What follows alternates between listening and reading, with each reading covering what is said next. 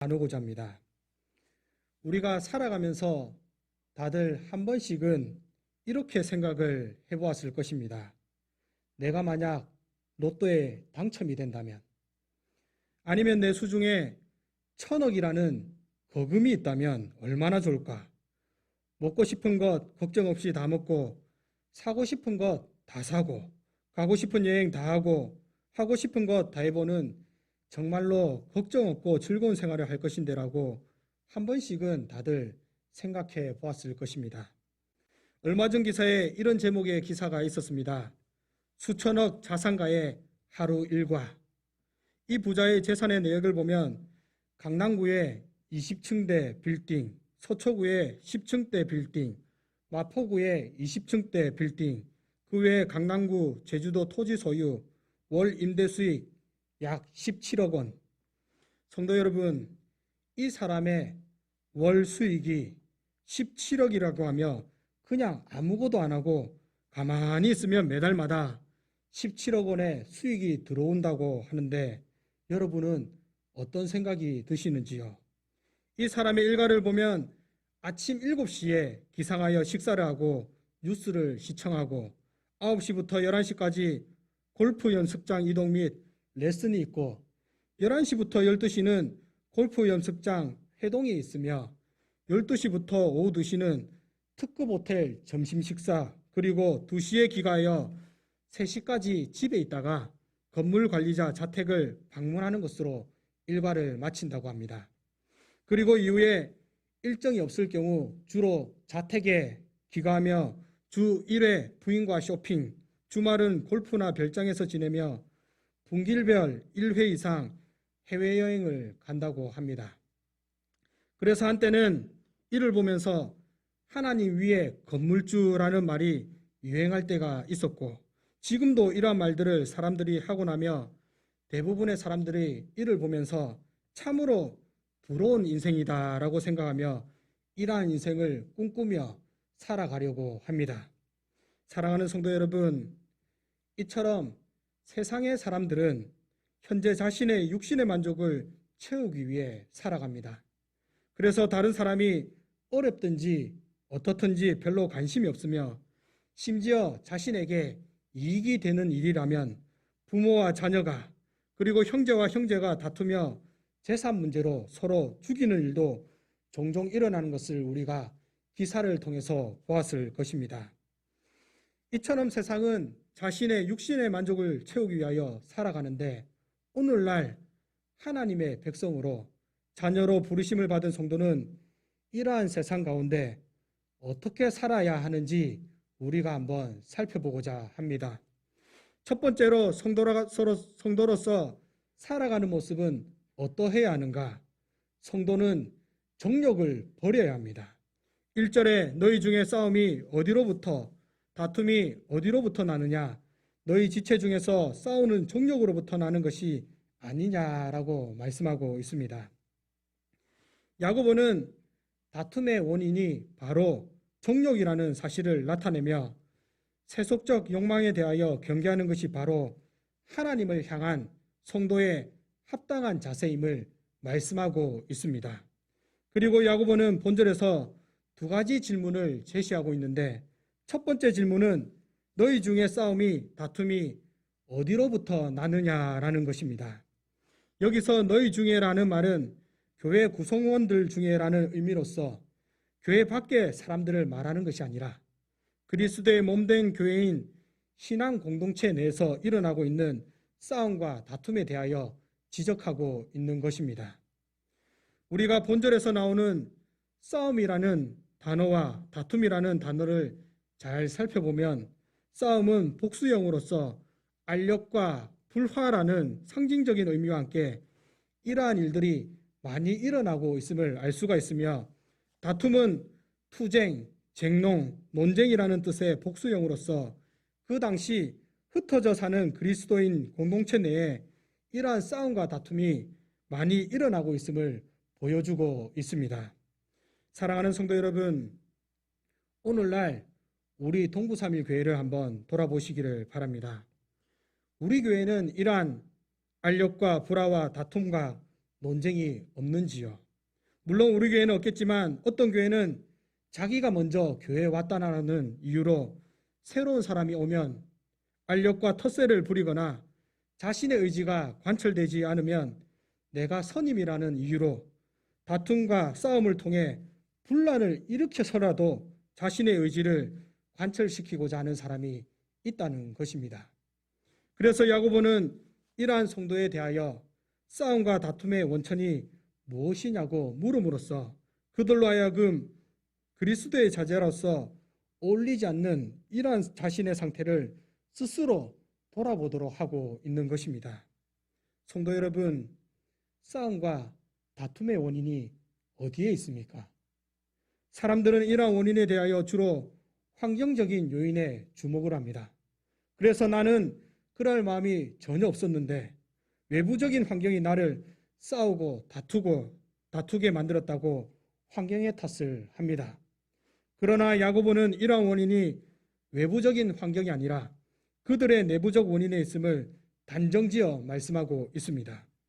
우리가 정욕이라는 단어를 잘 살펴보면 이는 기뻐하다는 것에서 유래하여 문자적으로는 기쁨이라는 의미를 가지고 있지만 이는 주로 죄된 정욕, 쾌락이라는 부정적인 의미로 사용이 되었습니다. 이 단어는 신약 성경에서 본절을 제외한 다른 세 곳에서도 향락, 행락, 연애로 번역이 되고 있으며 이 용어는 하나님을 떠나가거나 멀리하고 쾌락적인 삶만을 추구하는 경멸적인 의미로 사용이 되었습니다.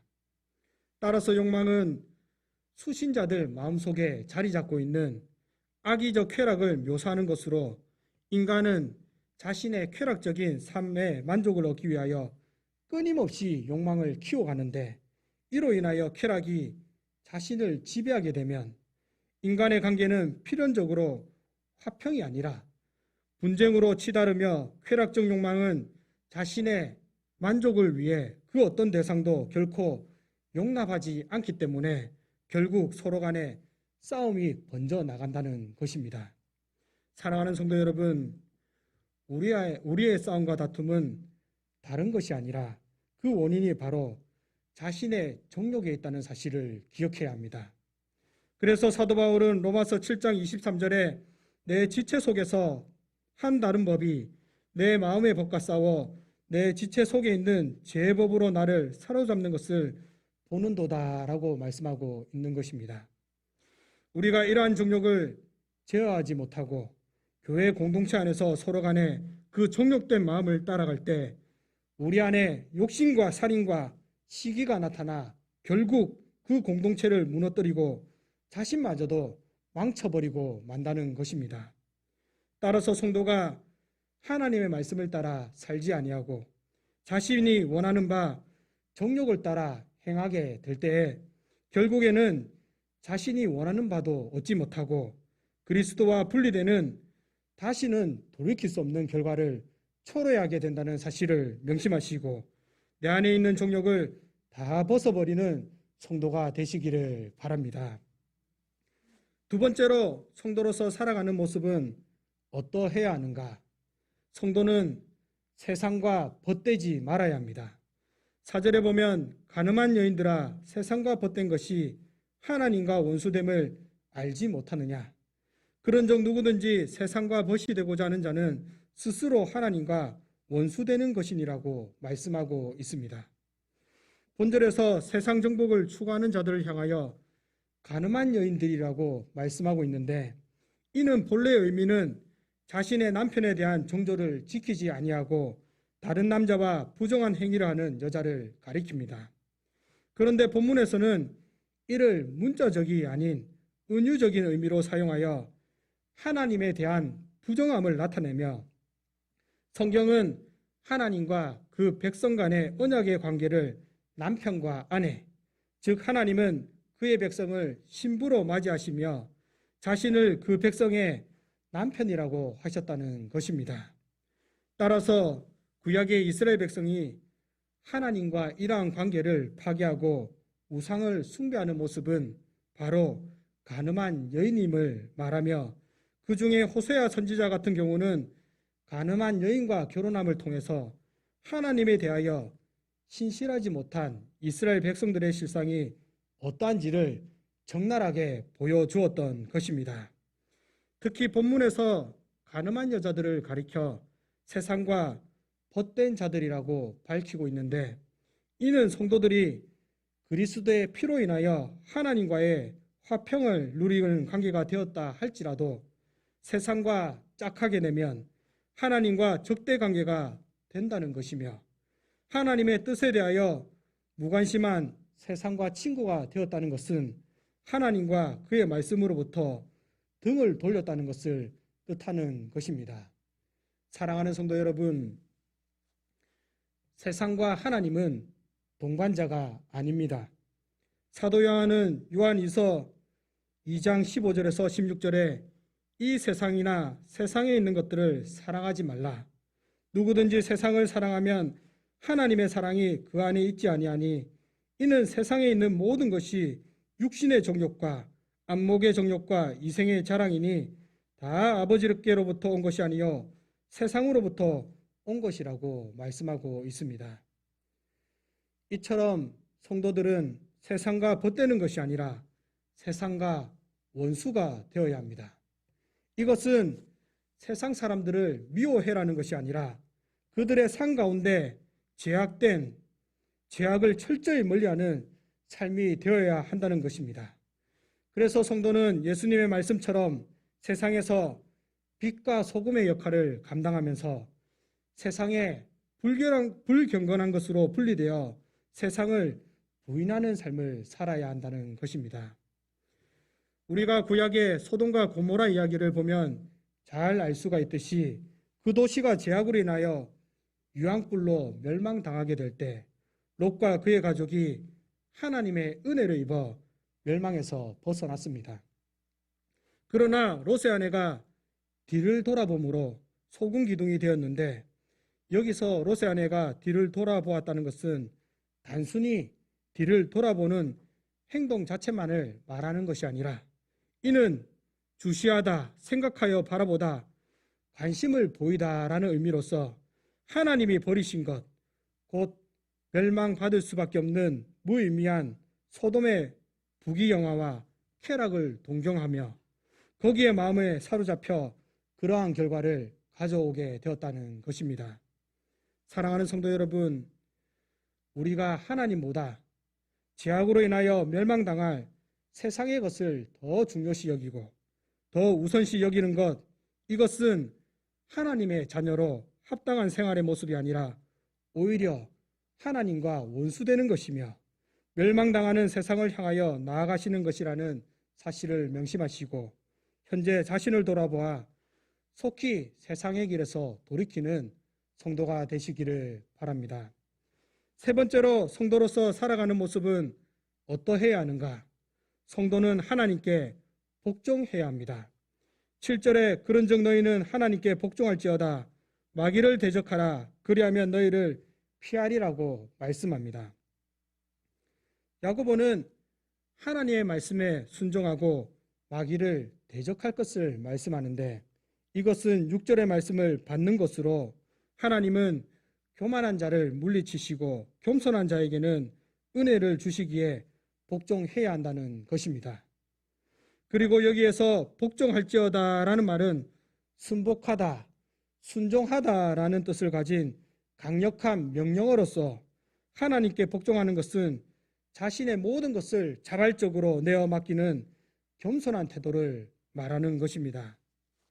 사랑하는 성도 여러분, 하나님으로부터 피조된 인간이 창조주 하나님께 복종하는 것은 이것은 마땅한 것이며, 하물며 성령으로 하나님의 자녀된 성도가 아버지 대신 하나님께 복종해야 하는 것은 당연한 것으로 두말할 조차도 없다는 것입니다. 더욱이 교회라는 신앙 공동체 안에 세상의 정욕과 아집으로 시기와 다툼으로 일어난 분쟁을 해결하기 위해서는 무엇보다도 겸손으로 하나님께 순종해야 하며 말씀을 따라 순종함을 행할 때 비로소 그 문제를 해결할 수가 있는 것입니다. 그리고 우리는 하나님께 복종함과 함께 사탄에 대하여 복종할 것이 아니라 대적을 해야 합니다. 사탄은 종종 믿는 자들로 하여금 교만함에 이끌리게 하여 실패하는 인생이 되도록 만듭니다. 과거 에덴 동산에서 사탄은 하와에게 동산 중앙에 있는 선악을 알게 하는 나무의 실과를 먹으면 하나님과 같이 된다고 유혹함으로써 그녀의 교만한 마음을 부추겼습니다. 그리고 그 결과 하와는 사탄을 대적하는 것이 아니라 사탄의 뜻을 따름으로 생명이 아닌 죄의 길, 죽음의 길을 선택하게 되었던 것입니다. 그러나 이와는 반면에 예수님은 광야에서 사탄의 유혹을 받으실 때 그를 대적함으로 믿는 자들이 어떻게 승리할 수 있는지를 보여주십니다. 당시 예수님은 성경 말씀으로 사탄을 대적하여 물리치셨는데 본문에서 나타난 마귀를 대적하라는 명령은 바로 이와 같은 자세를 가지라는 것입니다. 사랑하는 성도 여러분, 우리가 세상을 살아가는 가운데 하나님의 말씀에 순종하는 것이 아니라 마귀의 말에 순종하게 되는 유혹들이 얼마나 많은지 모릅니다. 이번 주 기사에 세모녀 엿기 살해, 김태현 범행 동기, 범행 방법, 자해 이유라는 제목의 기사가 있었습니다. 그 내용을 보자면 서울 노원구의 한 아파트에서 96년생인 김태현이라는 26세밖에 되지 않는 젊은 청년이 김 씨의 큰딸과 함께 팀을 이루면서 게임을 하면서 서로 연락을 주고받다가 어느 순간 차단을 당하자 이에 앙심을 품고 이를 죽이기 위해 범행을 치밀하게 계획하고 노원구 아파트에 사는 세 모녀를 차례로 흉기로 살해하였습니다. 우리는 이러한 기사를 볼 때 사람이 어떻게 저렇게 잔인한 일을 할 수 있는가라고 하지만 특별한 사람을 제외하고는 대부분의 살인자들이 평소 조용하고 모범적인 사람이 많았다는 것입니다. 성도 여러분, 이와 마찬가지로 우리 모두는 평범하지만 분쟁과 다툼과 욕망의 주범인 사탄을 대적하지 아니하고 자신을 사탄이 유혹하는 그 분쟁과 다툼과 욕망 가운데 내버려 둘 때 이러한 비극적인 결말을 가져오게 된다는 것입니다. 사랑하는 성도 여러분, 우리 자신을 한번 돌아보시기를 바랍니다. 과연 나는 하나님의 말씀에 복종하는 삶을 살아가고 있는지, 아니면 하나님의 말씀을 들음에도 그 말씀을 무시하고 사탄이 원하는 내 자신의 욕망을 따라 행동하고 있지는 않은지 돌아보시기를 바랍니다. 특히 본문에서 나타난 대적하라라는 말은 대항하다, 거역하다, 대적하여 서다라는 뜻을 가진 명령형으로서 마귀에게 적극적으로 대항하여 싸우라는 강력한 의미를 전달하고 있습니다. 이는 성도들이 끊임없는 마귀의 공격 앞에서 자신을 내버려 둘 것이 아니라 무너지지 아니하고 적극적으로 대적하라는 것이며, 우리가 적극적으로 마귀를 대적할 때 결국 우리를 피하여 도망갈 것이며 마침내 성도는 승리를 취할 수가 있다는 것입니다. 따라서 성도는 두 마음을 품은 자처럼 한편으로는 하나님의 이름을 부르면서 또 다른 한편으로는 하나님을 대적하는 쾌락적인 정욕을 쫓아 세상과 버타는 삶을 사는 것이 아니라 모든 삶 가운데 마귀의 유혹을 적극적으로 떨쳐버리고 말씀에 순복하는 순종의 삶을 사는 성도가 다 되시기를 바랍니다. 네 번째로 성도로서 살아가는 모습은 어떠해야 하는가? 성도는 하나님을 가까이 해야 합니다. 8절에 하나님을 가까이 하라. 그리하면 너희를 가까이 하시리라. 죄인들아 손을 깨끗이 하라. 두 마음을 품은 자들아 마음을 성결하게 하라고 말씀하고 있습니다. 성도가 살아가는 모습에 대하여 하나님을 가까이 할 것을 명령하고 있는데, 구약시대를 보면 제사장들은 규정된 시간에만 하나님의 임재의 장소에 접근할 수가 있었지만 신약시대에 와서는 예수 그리스도의 대속의 은혜를 받은 모든 그리스도인들은 하나님 앞에 언제든지 나아갈 수 있는 자격을 부여받았습니다. 이처럼 하나님은 성도를 사랑하심으로써 성도와 늘 함께 교제하기를 원하십니다. 하지만 그의 백성들은 하나님께 오지 않고 그를 멀리하며 교제를 단절해 버리기 일쑤였으며 당시 본 서신의 수신자들 역시도 마찬가지였던 것입니다. 성도 여러분, 여러분은 하나님을 가까이하며 하나님과 교제하기를 원하시는지요? 많은 사람들이 말로는 당연히 하나님을 가까이하고 그분과 교제하기를 원하지라고 말하지만 실제 생활 가운데서는 전혀 그렇지 않다는 것입니다.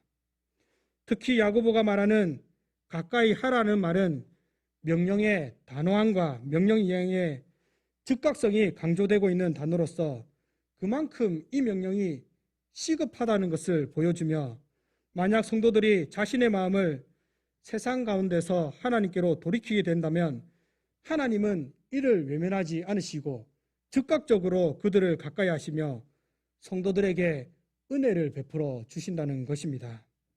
그리고 야고보는 계속해서 하나님을 가까이 함과 동시에 손을 깨끗이 하고 마음을 성결케 할 것을 말씀하고 있는데 이와 동시에 이러한 대상들이 죄인들이나 두 마음은 품은 자들임을 밝히고 있습니다. 이 죄인들이나 두 마음을 품은 자들은 성도들을 부르는 호칭으로서 세상과 벗하는 동시에 하나님과 벗하려는 성도들의 이중적인 모습이 어떠한지를 적나라하게 보여주며 당시 본서의 수신자들이 매우 심각한 상태에 와 있음을 말씀하고 있는 것입니다. 사랑하는 성도 여러분, 오늘날 교회의 모습은 어떠한지요? 오늘날 교회 모습들을 보면 당시 수신자들이 처해 있는 상황과 별반 다름이 없는 것을 보게 됩니다. 성도들은 하나님을 가까이 한다고 하지만 실제적인 삶에 있어서는 하나님보다 세상 가운데 있는 물질과 직장을 더 중요시하고 자녀들은 하나님 말씀보다 공부를 더 중요시하며 그리고 세상의 약속이나 행사가 있으면 주일 성수보다 그것을 더 중요시 여기는 제약된 모습들이 오늘을 살아가는 우리 가운데도 있다는 것입니다.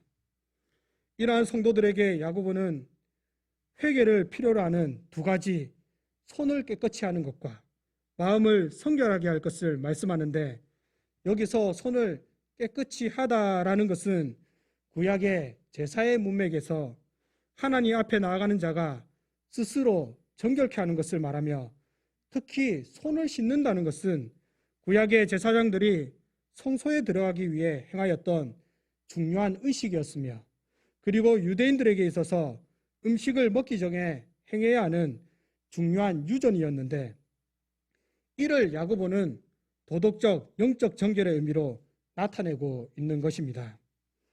따라서 죄인들이 하나님께 가까이 나아가기 위해서는 보다 먼저 자신의 죄를 회개하고 그리스도의 보혈로 씻김을 받아야 하는 것으로 당시 교회 안에서 회개의 필요성을 전혀 느끼지 않는 자들을 향하여 회개를 통한 죄 씻음뿐만 아니라 선한 행동으로 돌이킬 것을 말씀하고 있는 것입니다.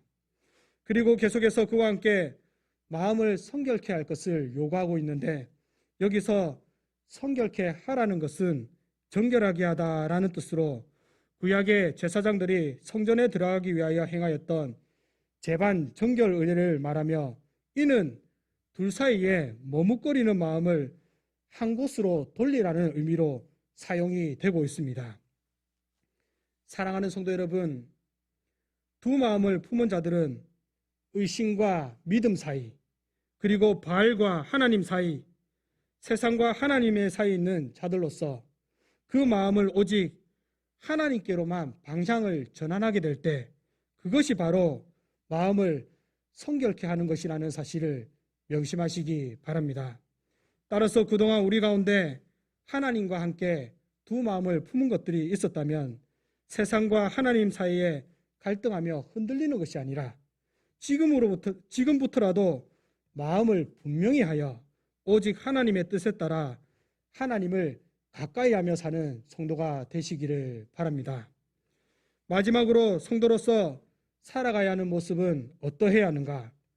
주 앞에서 낮추는 자가 되어야 합니다. 10절에 주 앞에서 낮추라 그리하면 주께서 너희를 높이시리라고 말씀하고 있습니다. 앞서 6절의 말씀과 동일한 맥락에서 재차 겸손에 대한 권면과 함께 겸손한 자에게 주시는 축복에 대하여 말씀하고 있으며 여기에서 성도들을 향하여 낮추라고 말씀하시는 것은 이는 겸손한 자와 동일한 어근의 단어로서 겸손함으로 하나님 앞에서 자신을 낮추는 것을 의미하며 특히 이가 구체적으로 의미하는 바는 거룩하신 하나님 앞에서 자신의 비참한 실체를 인정하고 죄에 대하여 애통하면서 마음을 성결케 하는 것을 말씀하고 있는 것입니다. 사랑하는 성도 여러분, 우리는 우리 자신을 잘 안다고 하지만 정작 우리는 자신을 잘 알지 못합니다.